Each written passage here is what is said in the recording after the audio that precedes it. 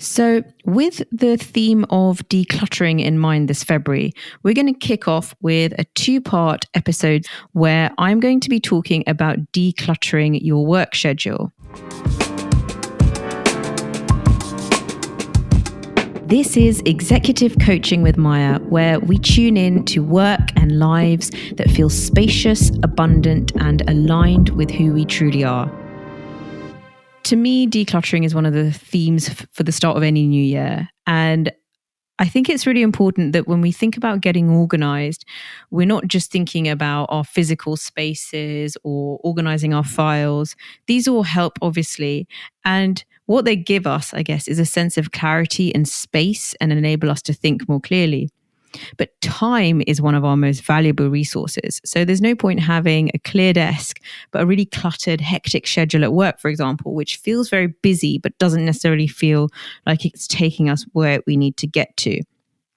And so I wanted to use these 2 episodes to break these ideas down a little bit. The first part is going to be about decluttering our work to-do list and helping us focus on the really important stuff in our work schedule. And then that's going to enable next week's episode, which is going to be about decluttering our meetings schedule and really the timetable of our working day. So to kick off about our work to-do lists, I wanted us to get thinking about strategic time versus firefighting time. So common things that I hear my clients say are that they get derailed with a lot of the busy firefighting that they have to do, and so they don't have enough strategic time. It's actually why the podcast used to be called The Golden Hour, because it was the single biggest, most pivotal change that I was seeing happening with my clients and enabling so many other good things to happen when that was put in place. So knowing that that is something that is of value to lots of people, I do appreciate that everyone has different work schedules. So you might have a version of a strategic hour that looks slightly different. But typically, I have seen that getting that type of time early on in the week, Monday morning even, or Tuesday morning, so that you've got, your freshest brain and your biggest energy. Hopefully you've had some rest and respite over the weekend, so you're able to bring your best cognitive self to that stuff. And I think this is really important when, like many of my clients, you have high levels of outward accountability. So you're very good at meeting your outward obligations. If somebody books a meeting with you, you're there on time. If somebody arranges for you to provide them with X report by this date, you're going to deliver that. You've got high levels of outward accountability. They may even be higher than your levels of inward accountability. And what does that mean? It means that when you sit down at your desk, you finally settle down to do some strategic planning time. That's the stuff that is the needle moving work, but you get a call or a knock at the door from somebody in your team who needs something urgently. You're willing to drop that important strategic time that you're doing in the moment because you want to be of help, and you naturally prioritize that type of external accountability. There might be a people-pleasing element here, or a nice guy, nice girl element here. You want to serve the people around you well. And so there's nothing wrong with that mentality. But in those contexts, it's very useful to get clear about how you can set up your day so that you can both do that needle-moving strategic stuff and you can do the business as usual stuff. And again, here I emphasize the business as usual stuff is going to get done one way or another. It's more about when it's going to get done and which of your energies it gets to use. So I would rather that it uses my slightly less creative, less energized, expansive self. I'd rather that gets put to the big strategic needle moving stuff. And I would rather that the business usual maybe gets that, afternoon energy of mine, which is still good, but it's maybe not as expansive a way of thinking. It's not going to be as disciplined about doing that type of uncertain, long-term payoff work that is just that little bit harder to define. And, there's so much language used for this stuff, like, eat your frog first and get your difficult task out of the way. And that's really what we're talking about here. We want to get really clear about what that stuff is and allow that to have space early on in our schedule. Okay, nothing hugely new here in what I'm saying. What I now want to help you do is think about categorizing your work so that you're clearer about the stuff that should be on the to-do list and shouldn't. And there's going to be two lenses that I'm going to put forward here that might help you to do this. I'm really aware that the workplace is it's not an environment where, meetings are optional and to-do list items are just optional and we can just flick some off the list. I'm really aware that this stuff is hard and that the demands that are being placed on us are real. And so I'm not here to say, come on, let's minimize everything so you've just got a really short list of needle moving tasks that are going to get you promoted. It's more about how you can categorize this stuff and structure it, knowing that the context you're in is a challenging one. So the first lens is knowing what you're wanting to be known for. So what do you want to be famous for at work? What do you want your niche to be?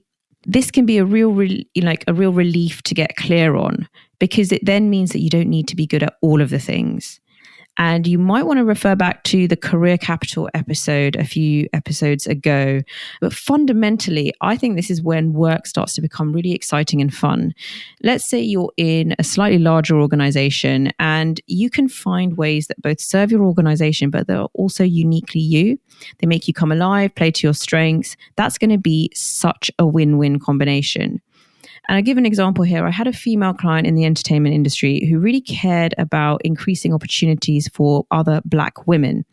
And she'd achieved a really good position in her industry, but she was aware that that wasn't always the pathway open to other Black women, and that she'd had certain privileges that had enabled her.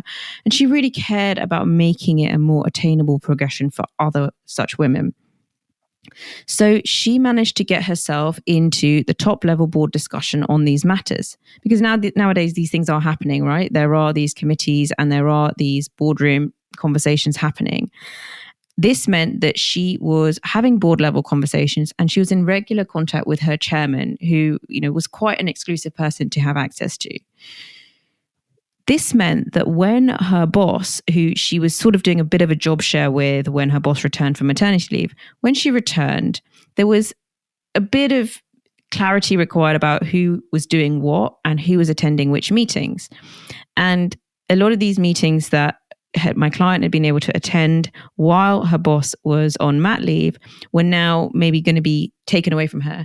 And what that meant was that there are certain profile building things that she would have less access to because her boss had returned and wanted to claim those back, which was perfectly reasonable. But because my client already had her own high profile seats at tables, which were very aligned with her bigger purpose that we had worked on and her bigger vision, she was more than happy to let some of that stuff go. Her boss, meanwhile, wasn't prioritizing the same, seats at tables, so she could get on with her areas. And because my client had that clarity, she didn't need to do all the things, be across all the high profile meetings. She was able to just target what she did. So I thought that was a really nice way of that clarity about what you want to be known for, being able to inform some of the stuff that you then do, and then some of the stuff that you don't need to do to the same extent. So how exactly does this translate to our to-do list? This is where we then need to allow for a little bit more margin for error.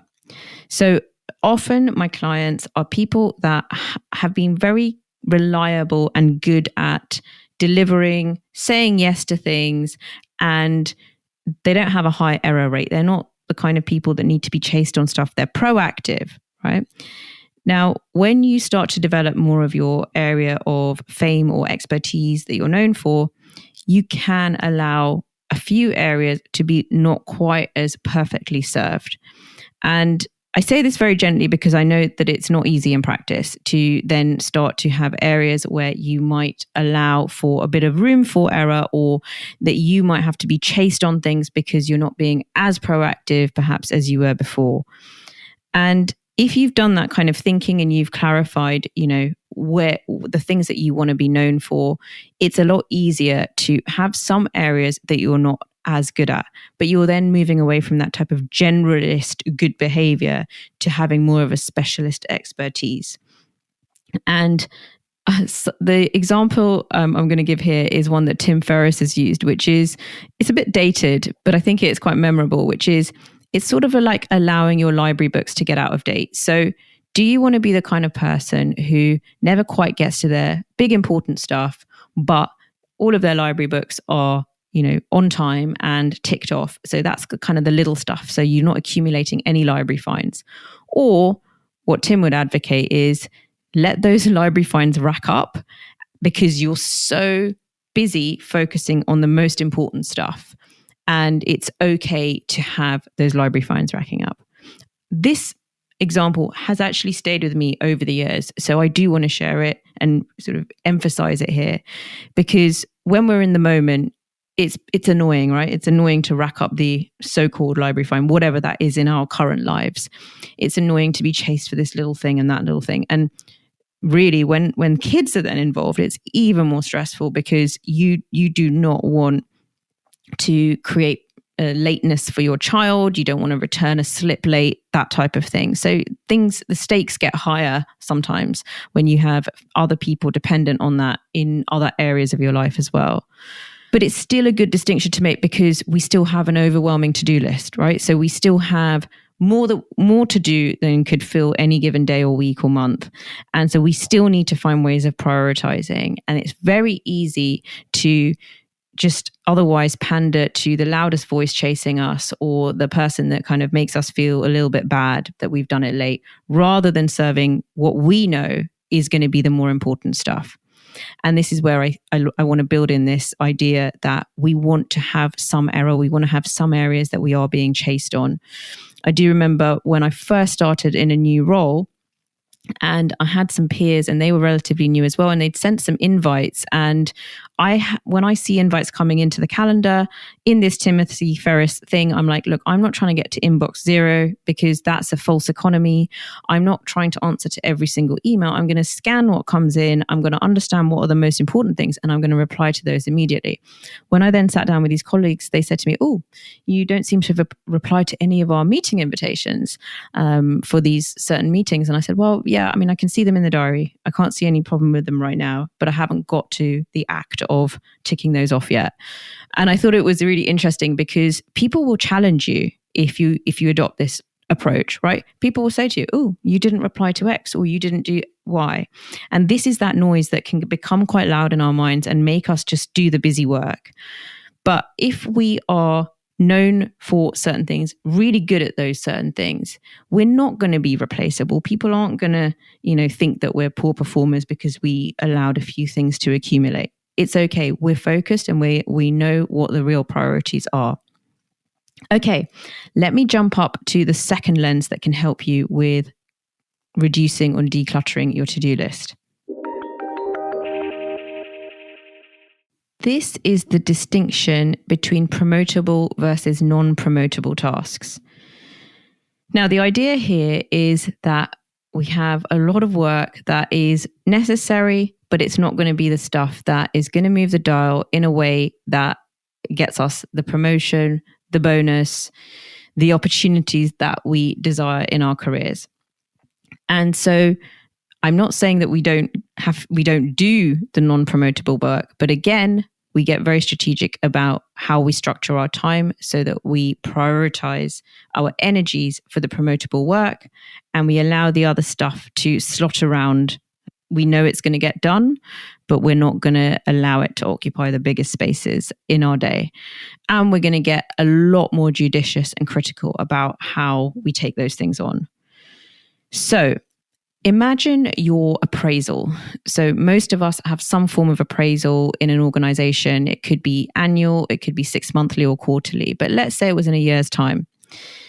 And you have maybe already agreed a set of objectives for that appraisal. What is going to constitute the real standout appraisal meeting? What are you going to be able to sit down and talk to with your line manager and say, yeah, these are the things I've done. This puts me in the category for the following recognition, reward, remuneration. And If possible, I really encourage you to sit down with your line manager and ask them the question. Just ask them, in a year's time when we sit down and have this appraisal, or in 6 months, what do you want to see here? It's very, very specifically that is going to make this an outstanding appraisal. And this is a great way to focus not only your mind, but your line manager's mind on what those things are, and get that buy-in as well, that these are the priority areas. Now, so this has a double function because it makes sure that there is no doubt or misunderstanding about what the core pieces are that you are setting out to achieve this year and are going to get rewarded and remunerated for. But it also has a secondary purpose when you are then asked to do other things, and you can do it through the lens of, okay, these are what we've agreed are the number one priorities. By taking on this project, it's going to have X impact on these outcomes. How would you like us to resource this in a way that addresses this objective that we have agreed, whilst also acknowledging this project that you have mentioned, right? And you can have a resource-based conversation. Now, if the idea of sitting down and having that type of extra conversation with your line manager makes you feel a bit anxious, or you think, gosh, I'm not really going to get around to doing that, I can just see that would be a bit of a weird conversation to have. Just want to offer you a perspective, which is that from the line manager's perspective, having one of their team members sit down and ask what they can do to make their best contribution this year is a really positive thing. It's what you want to hear as a line manager. It makes you feel like you've got people that want to do their best work and that they're really focused, and it is really clarifying.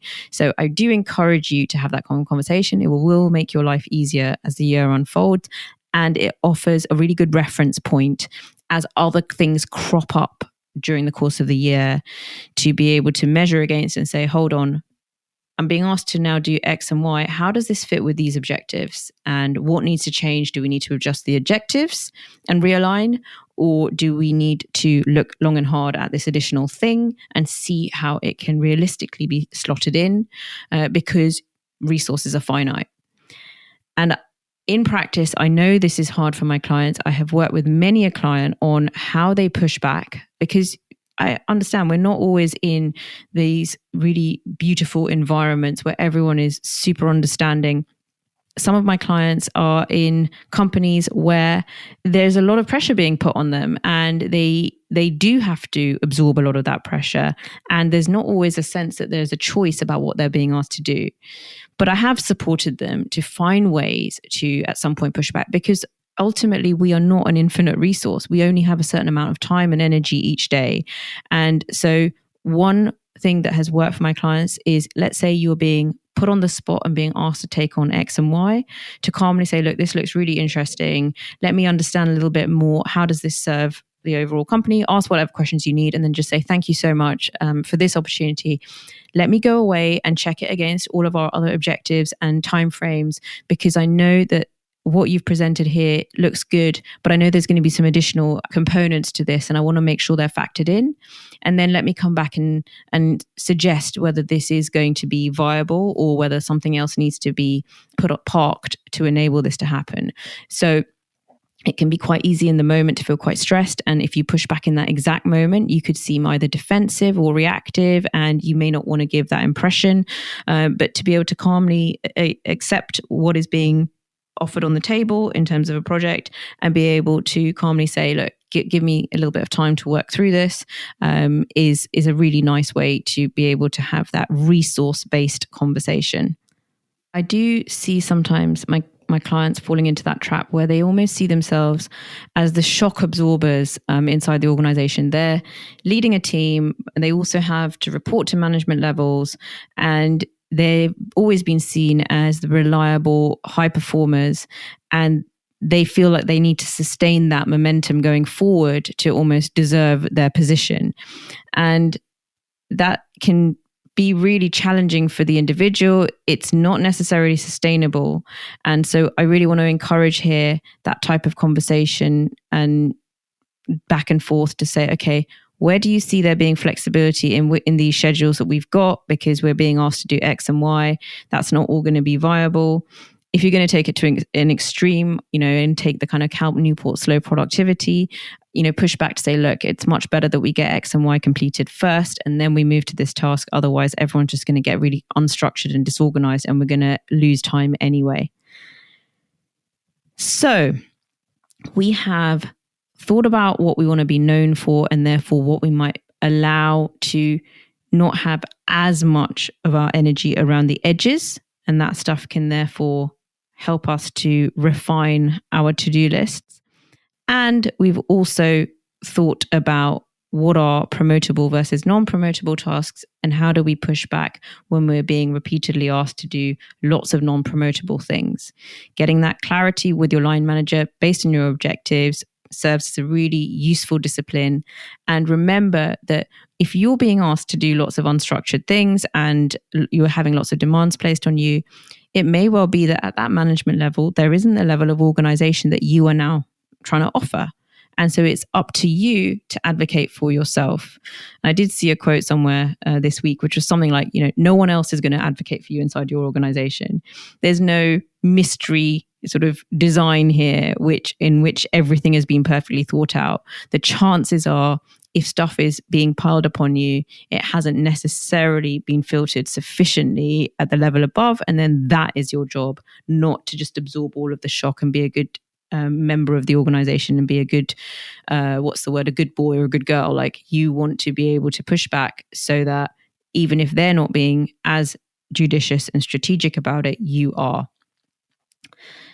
So that's what I wanted to put forward here in terms of how you can start to get really clear about what should be on your to-do list, what shouldn't be. And that's going to set us up really well for next time's episode, where I talk about then how you can start to refine, distill your meetings schedules and clear up and free up time in those. I hope that's been helpful. Let me know any thoughts and questions, and I look forward to connecting with you next time.